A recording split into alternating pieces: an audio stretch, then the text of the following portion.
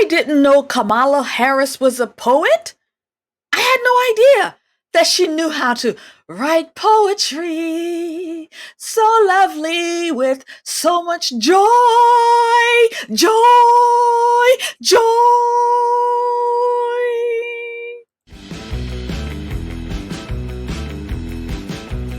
I find joy in the American people. I find joy and optimism in what I see to be our future and our ability to invest in it. I find joy in the ambition of the people. I find joy in the dreams of the people. I find joy in building community. I find joy in building coalitions. I find joy in believing that the true measure of the strength of a leader is not based on who you beat down, but who you lift up. And I think we should all find joy and have a sense of optimism about who we are as Americans and what we mean to each other and what we can do to lift each other. I need policies that work. I don't care about joy. Joy don't pay for gas. Joy don't pay for rent. Joy don't pay for my car note. Joy don't pay for my phone. Joy don't pay for nothing. I need policies. Policies, policies, policies. Hello, friend, and welcome to The Conservative Poet. My name is Amania. Here on the channel, I do political reactions, commentary. I throw some humor, some parody in there to drive home the crazies that we're seeing in the society. If that is something that is interesting to you, then you've come to the right place. All I ask is that you interact with the video because it does help me out. It tells YouTube that you want this content. So like it, give it a thumbs up, whatever you do, comment, because it really does help me out. It tells YouTube, we want this content. So help me out. And let's do that. I'll see you in that video right now. Your Vice President, Kamala Harris, has been coming out of the woodwork. She not only did a CNN interview with Dana Bash. You remember that one where she got softball questions and, everything was shaped nicely for her. She also went on a debate that we saw where she may have gotten help from her earrings, as one has been saying on the internet. She's been coming out. She did another interview in Philadelphia. And if you remember, about 2 months ago, she was invited to, along with President Trump, to the, Black Journalist Broadcasting. You remember the one where President Trump said to the woman, what a nasty way to introduce somebody. What a nasty question. Maybe I'll drop a short. So yes, so this time Kamala Harris came. And the reception was very, very different. But in this video, what I'm going to cover is several questions that was posed to Miss President to be, if the machines work out the way they plan, that she was given a great reception and she answered some questions. But we had a couple of reporters on that panel, 3 of them. Out of the 3, 2 of them, started out with the one lady. She pushed back on some things. And our friend, the third person, jumped in and he pushed back on a question. We're really focusing on 2 things, guns and Gaza. And guns in America, that is, and then the situation in Gaza and Israel. So that's what we're looking at today. Hopefully you will enjoy it. Like, share, comment, and subscribe. This was a long interview for Kamala Harris. I believe that this was about 40 minutes or so, 45 maybe, almost 50 minutes long. And so I wanted to cover this, but there are different questions, multiple pieces of this that I wanted to talk about. And after going through the video, I found that this angle is what I wanted to talk about touch base on. And we're going to talk about two clippings, two questions from one of these reporters. It's the lady. I'll have to find out her name and everything because I think she did really, really well in framing her questions. And she pushed back gently on old Kamala Harris. She pushed back just a little. And Kamala, brought out her sister soldier. I'm talking here. That whole setup. But I'm going to say kudos to this reporter because she did push back gently. So without further ado, we're going to respond to two questions that she proposed to Kamala Harris.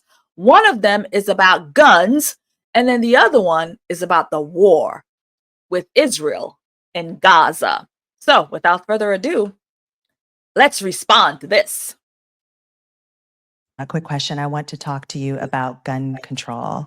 So you've said you support an assault weapons ban and universal background checks, and we actually learned during the debate that you are a gun owner. But in cities like Philadelphia, handguns are responsible for most homicides and violent crime. The most recent FBI data shows handguns were involved in 59% of murders in our country. How will you address the issue of the use of handguns? Because a push for an assault weapons ban only addresses a significant but small part of the problem. Before Kamala jumps in. So if you watch this channel, I cover guns a lot. We talk a lot about Chicago, and I've been interviewed in reference to guns in my own community where there is a lot of shootings happening. So this is something I've covered. And I stand by the notion that the guns are not the ones killing people, but it is indeed the people holding the guns and shooting the people. And I love the way she frames her question, that because they're always coming, these AR-15s, the AR-15s and the AR-15s, and we're gonna come for your guns because these weapons is mass, and they're killing people by the dozen. And she says, yeah, but 59% of the homicides that happens, according to I think it's FBI or wherever it is, 59%. That's nearly 60% of that happens with handguns, not assault weapons, right? So let us hear Kamala go into her answering in reference to this. And don't forget, friends, she and Tim Walz, they own guns too. So, first of all, yes, I am a gun owner, and Tim Walz is a gun owner, and we're not trying to take anybody's guns away from them. But we do need an assault weapons ban. Assault weapons are designed to kill a lot of human beings quickly, and have no place, I'm going to get to it. Yes. And have no place on the streets of a civil society. We need universal background checks, which, to your point about handguns, is about saying that it is just reasonable to want reasonable gun safety laws that say we should do background checks, that we ought to know. It's just reasonable. You might want to know before someone can buy a lethal weapon, if they've been found by a court to be a danger to themselves or others. You might just want to know. And respectfully, we do understand that. But you're asking about... I'm asking specifically about handguns, because many of those handguns aren't purchased in places. Yes. Apply to handguns. Hold the presses, friends. You saw that, right? This beautiful young lady pushed back gently, and she says, with all due respect, that's not what I asked you.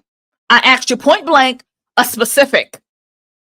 That's not what I asked you. You want to go word salad on us? You want to ring around the rosy, go around the questions? You want to tango and dance with this question? But that's not what we're asking. Madam, can you please answer my question? Because what you're saying here is not what I've asked. And I'm going to need you to answer me. Man, I kind of want to hear that again. Let's do that again, because man, that was sweet. Let's do that again.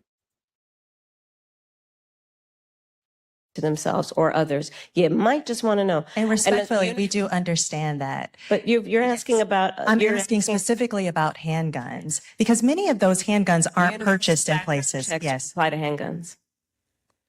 Yes. They do. But in many instances, those handguns aren't even bought lawfully. Yes. I didn't stop it. Her face just now was like,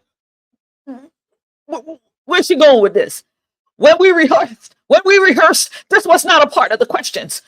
Where are you going with this? Why are you pushing back? Like, that was the look on her face. Which is why I also have been very adamant for years. In fact, I myself protested at a gun show probably 10, 15 years ago about the gun show loophole and why we need to close that. Because hold the presses. This woman, okay, so obviously people are not just getting guns at gun shows, right? So she went from this to gun shows. So how she used to protest at gun shows. You know, this is a market. This is the way people are able to purchase what they need. There are no loopholes because you got to show ID. You got to purchase proper. You got to purchase it proper. You don't just go to a gun show and they just give you a gun. No, you need to have all your stuff in place. I know. We live in Florida. We always at the gun show. We always at the gun show. what ends up happening is that gun shows at flea markets, gun dealers are not, under existing law in the past, required to register their sales. And so you are exactly right that a lot of homicides, for example, a good number of them, I don't have the statistic in front of my mind. She just told you 59% of them. 59%. She done told you that. She told you 59%. She done told you. Are committed with illegally purchased guns. And that's why we need to address each entry point in the issue, including universal background checks, closing the gun show loophole, and what we need to do as a general matter to focus not only on reaction to crime, but prevention of crime. So you're raising a very important issue that has many facets, including what we need to do in terms of reasonable gun safety laws and what we need to do around crime prevention, what we need to do around crime deterrence. But listen, I have personally prosecuted homicide cases. I have held the hands of mothers who have come to me crying, who have said, I only want to talk to Kamala, because they knew when they sat down, I would treat them with the dignity and respect that they were entitled and due about the loss of their child, often their son, to gun violence and the need to take it seriously. And we must take it seriously in every way, understanding it's not just about a soundbite. It's about a comprehensive approach that deals with the tragedy of, to your point, everyday gun violence in America. It's real. It has had a profound impact in terms of trauma that for the most part has gone undiagnosed and untreated. The trauma that exists in communities around the violence of losing their children, losing a brother, losing a father, an uncle. All of that must be addressed, and we have to have a holistic response to it. We haven't thought about yet, because every time we bring up this issue of gun violence, universal background checks comes up and a ban on assault weapons. Are there other solutions that you're also thinking about that will get at this issue? Absolutely. Before she goes on, so I'm telling you, this girl is good. She's asking some good questions there. She's asking some good questions. So, absolutely. So, what are you going to do? Are we going to have harsher punishments for people who are found with weapons? What are you going to do? Those people who are stealing weapons, those people who are, I don't know, making it themselves, those people who are doing these things and they're found with these weapons, are you going to be putting them behind bars, locking them up and throwing away the key if they have murdered somebody with these weapons? Are you going to hold the criminals accountable? Are you going to lock up criminals the way you lock them up for smoking weed? right? The way you lock them up from puff, puff, puff when you puff, puff, puff yourself. Are you gonna lock up these people who are killing people? Those sons and daughters you talked about. Actually, she talked a lot about sons and uncles and cousins and daddies, and cutting them. All those men and boys you talked about that's getting murdered in Chicago every single weekend, that's getting killed across this country every single day because these people possess these weapons. Are you going to put laws into place? Or we already have laws on the books. It's just a matter of following through with the law, following through with these things. Are you going to make sure that the law enforcement are able to arrest, prosecute, lock up these people for these crimes that they're doing? Are we going to make it easier when we know that these are the gangs in the community committing these crimes and killing these people? Are we going to go after them? Are we going to put the FBI on alert? Just like the FBI currently is right now is in Springfield, Ohio, having their setup there. So if the migrants are being, mishandled, the FBI is there to deal with it. How are you putting people, the FBI, in these areas like Chicago to be ready to take down these people who are killing people? Like, what exactly are you going to be doing, Madam Vice President? Let's hear her go. Absolutely. For example, part of what we did as vice president with the president, we were able to pass the first meaningful gun safety legislation in 30 years.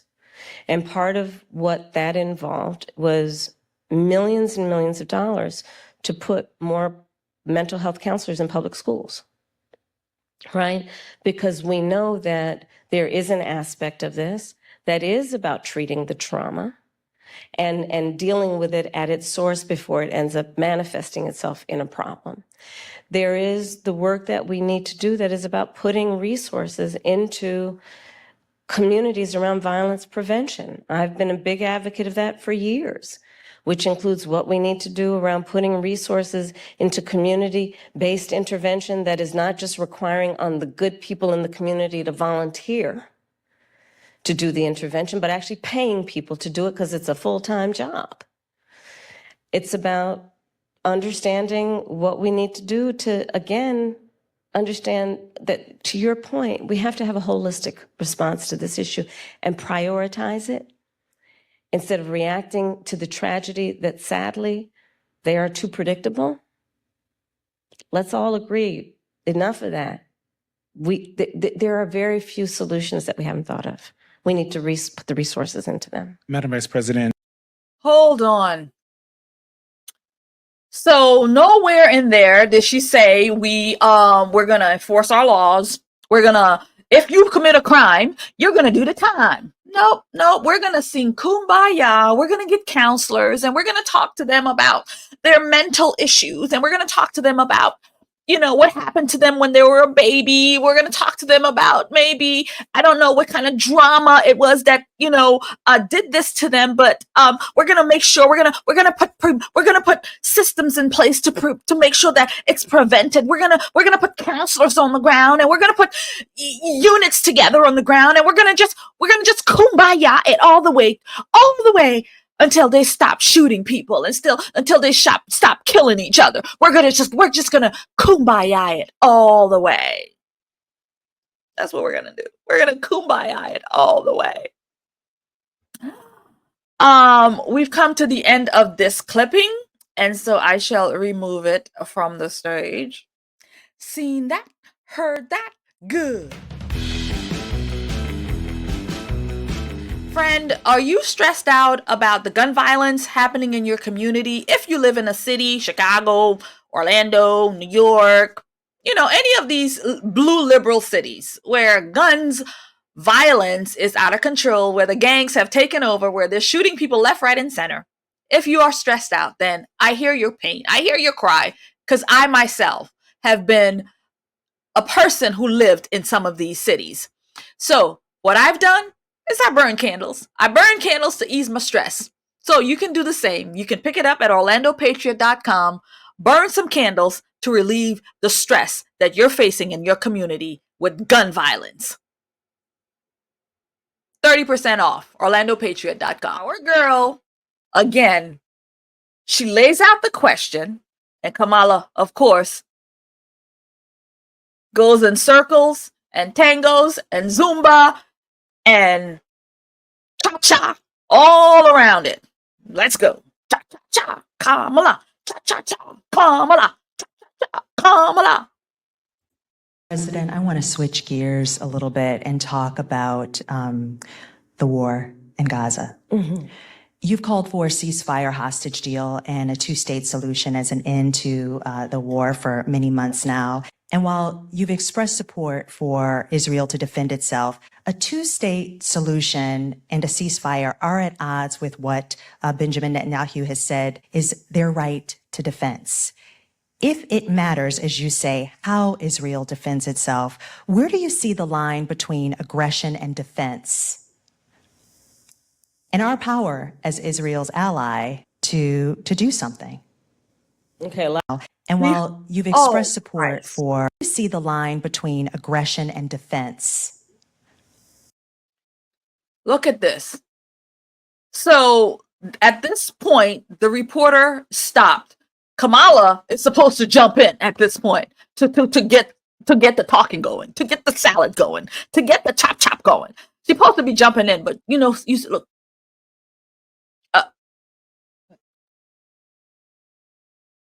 Not sure where to go with this. Here she go. And our power as Israel's ally to do something. Okay, a lot to unpack in what you just said. So let's start with this. I absolutely believe that this war has to end, and it has to end as soon as possible. And the way that will be achieved is by getting a hostage deal and a ceasefire deal done. Oh, this war goes into 1 year in October. Today is September 18th. So we're shy of a year from this war. In a year, the Biden administration, the Kamala administration, the Kamala Biden team, the Democrats have not been able to do anything except what? Send money to both sides of the aisle. Yeah, both sides of the aisle. They're funding a 3-dog race because they're sending money to Iran too, right? Yeah. And we are working around the clock to achieve that end. Stepping back, October 7, 1,200 Israelis were slaughtered, and actually and some Americans, by the way, in that number, slaughtered. Young people who were attending a concert, women were horribly raped. And yes, so I have said, Israel has a right to defend itself. We would. But Madam Vice President, I think my ask is the difference between aggression and defense. But it's important to put it in context. Yo, this reporter pushed back. Madam Vice President, that's not what I asked you. I didn't ask you to dance around this thing. I asked you specifically. I need you to answer me specifically. So both times, this girl had to redirect Kamala Harris back to the question at hand instead of taking us around the world for a dog and pony show, right? And I'm so glad that she was able to say, look, interrupt her and say, I need you to refocus back on what I've asked you. That's what I need you to do. Which is what I'm doing, and I'll get to that. And so how it does so matters. And far too many innocent Palestinians have been killed, women and children. We have seen with horror the images coming out of Gaza. And we have to take that seriously. And we have to agree that not only must we end this war, but we have to have a goal of a two-state solution, because there must be stability and peace in that region, in as much as what we do in our goal is to ensure that Israelis have security and Palestinians in equal measure have security, have self-determination and dignity. A question for you on that, though. What levers does the U.S. I don't think she ever answered her question. I really don't think she ever answered the question. She said, I will get back to that. I will get back to that. I will be returning back to your question, but first I got to lay down this framework. I'll get back to that. That's what she said, but I don't think she ever did. You tell me in the comments, did she get back to that? Because I don't think she did. have to support Palestinians in their right to self-determination? And is it even possible as Israel's ally? Well, absolutely. I will tell you, I have been actively involved in, for example, meeting not only with Israeli officials, but with Arab officials. When'd she meet with them? Bibi Netanyahu was right here in your house. He was right here in the Congress. He came. This was about a month ago. Bibi was here. Kamala Harris wasn't there. Joe Biden wasn't there. A lot of the people were not there. Did you even meet with him? I don't know. Did she meet with him while he was here? Oh, the word on the street was she didn't want to meet with him publicly because she didn't want, because it could be a bad look because of, you know, her base trying to protest her in reference to supporting Israel. So she didn't want those optics of her and Bibi Netanyahu and pictures together. So they back alley style, like she used to do with Willie Brown. Couldn't help but throw that in there. To talk about how we can construct a day after scenario where we participate in ensuring those exact goals that I outlined, including as part of the principles that should be applied to those goals, that there be no reoccupation of Gaza, that there be no changing of the territorial lines in Gaza, that there be an ability to have security in the region for all concerned in a way that we create stability, and let us also recognize in a way that ensures that Iran is not empowered in this whole scenario in terms of the peace and stability of the region. That means you're going to stop sending money to them? You're going to stop funding everybody? You're funding everybody. Everybody's getting a piece of the American chicken pie. Everybody's getting a piece of this chicken pie, right? Palestinian gets some, Israel gets some, Iran gets some. Everybody's getting a piece of this pie. The American tax-paying dollars.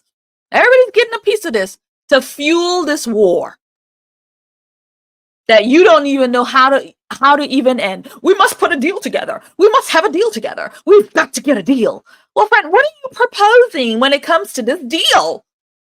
What are you proposing? What is your plan? But absolutely, the United States of America absolutely has a role, which is why we have been active, in particular with the Qataris and the Egyptians, around attempting to get a deal done and get it done as quickly as possible. But Madam Vice President, just to follow up really quickly, is there a specific policy change that you, as President of the United States, would say you would do that would help this along? Because you've gotten a lot of credit for emphasizing the humanity of Palestinians, but what I often hear from folks is that there's no policy change that either you or the President Biden have gone and said they would do. Is there a specific policy change as president that you would do in our helping of Israel? We need to Hold on. Thanks, friend. I sort of missed him. I kind of pushed him to the side as, you know, he didn't have any very good, strong questions, but I kind of like that question of hitting the policy. Like, what is your specific policy that you got planned for this here situation? What's your policy? And if your policy is different than your boss, Joe Biden, this is her opportunity to kind of throw Joe Biden under the bus and say, here's my plan. Here's what I plan to do. Joe Biden hasn't done nothing for a year, but here I am as the VP, as president. Here's what I'm going to do. This is our opportunity to steal the moment and say, here's what you're going to do. And then throw old Joe Biden under the bus. for the second, third time, fourth time. How many times she done? Yeah, she pulled out that knife, that coup. Yeah, let's see what she say. Get this deal done. And we need to get it done immediately. And that is my position, and that is my policy. We need to get this deal done. But in the way that we send weapons, in the way that we interact as their ally, are there specific policy changes? Well, Eugene, for example, one of the things that we have done that I am entirely supportive of is the pause that we've put on the 2,000-pound bombs. And so there is some leverage that we have had and used. But ultimately, the thing that is going to unlock everything else in that region is getting this deal done. And I'm not going to disclose private conversations, but I will tell you, I've had direct conversations with the Prime Minister, with the President of Israel, with Egyptian leaders, and with our allies. And I think we've made ourselves very clear this deal needs to get done in the best interest of everyone in the region, including getting those hostages out who, I mean, we saw the latest example of what happened with the six most recently, one of whom was an American citizen. But what do you say to those that say that's not enough, that stopping the 2,000-pound bombs the one time wasn't enough, that this administration, your possible administration, has to do more? Holy crap. This guy actually pushed back. This guy actually asked some questions. And again, you can see she's not trying to answer it. She's just tangoing around. We need to get this deal done. We need to get this deal done. We got to get the deal done. I'm talking to the people. We're going to get a deal. That's not a plan. Like, what do you plan on doing? Oh, I can't disclose it at this moment. I can't disclose about my conversations. I can't disclose about the talks. I can't disclose. But we're going to get a deal done. We're going to get a deal done. That's all she got is we're going to get a deal done. Well, we are doing the work of putting the pressure on all parties involved to get the deal done. But let me be very clear also. I support Israel's ability to defend itself.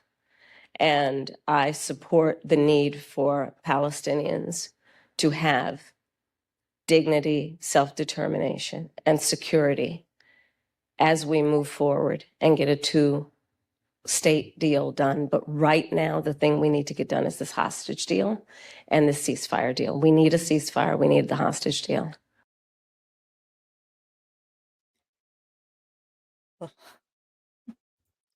Ladies and gentlemen, we just need to get a deal done. We're going to just get a deal done. That's all we're doing. That's what we're doing. That's what we're doing. So, Kamala, I thought this interview was really great. I picked bits and pieces of it that I wanted to share. There's a lot of elements to it.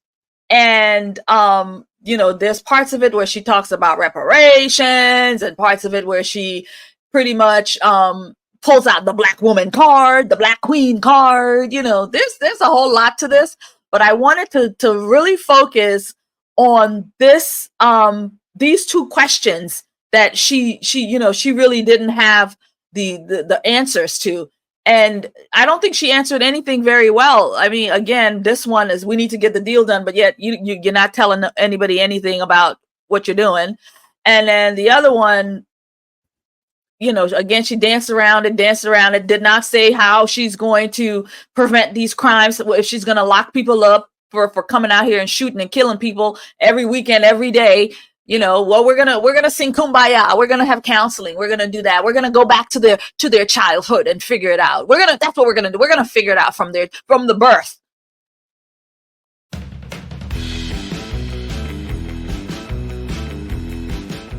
Man, if Kamala Harris, if they put Kamala Harris in, we are screwed, we are doomed, we are effed. Trying to stay Christian here. We are effed. We're effed. That's true. Because if that cackling fool gets in, we're lost. She can't do anything on crime right here in this country. She can't tell you she's going to lock up criminals right here in this country. She obviously has no clue about the foreign situation and how to fix that. She's going to get a deal, but nobody knows how. Man, I have no words. This is who they're pushing down our throats. This person who is a cackling fool. Full of joy, though. She's full of joy, joy, joy, joy, joy. Anyway, friends, we're going to move on. Thank you so much for taking the time. Talk to me in the comments about cackling Kamala and her joy, joy, joy way of running this country into hell, hell, hell, hell. So that's going to be it. Let's chat it up in the comments. God bless you and keep you. I will see you in another video. Again, we're going to say it loud. Say it loud and proud. Trump 2024. Say it loud and proud. Trump 2024. Joy, joy, joy, joy, joy, joy, joy.